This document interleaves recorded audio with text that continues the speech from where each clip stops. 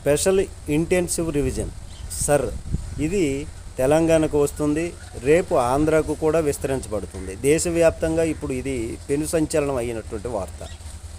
ముఖ్యంగా తెలుగుదేశం ఓటర్లు ఇప్పుడు ఏం చేస్తారన్నటువంటిది చూడాలి.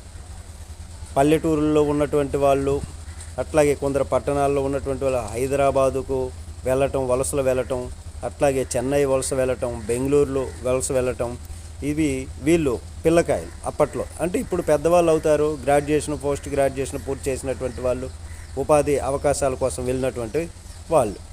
మరి ఇక్కడ 70 లక్షల నుంచి 1 కోటి వరకు కూడా ఉంటారు తెలుగుదేశానికి ఓటర్లకు సంబంధించి వలసలు వెళ్ళేటటువంటి. మరి ఇప్పుడు స్పెషల్ ఇంటెన్సివ్ రివిజన్ ఏం చెప్తుంది? 6 మాసాలు ఎక్కడైతే ఉన్నారో ఓటు అక్కడే వెయ్యాలి అన్నటువంటిది.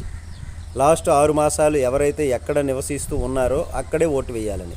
మరి అప్పుడు సొంత ఊర్లు కదా, మేము అక్కడికి వచ్చి ఓటు వేస్తాము, సొంత ప్రాంతం సొంత ప్రదేశానికి వెళ్ళి ఓటు వేస్తాము అంటే కుదరదు అని చెప్తుంది ఇప్పుడు మరి ఇక్కడ ఈ విధంగా ఉంది కాబట్టి ఇప్పుడు టీడీపీ ఏ నిర్ణయం తీసుకుంటుందో అన్నట్టు చూడాలి. నమస్తే.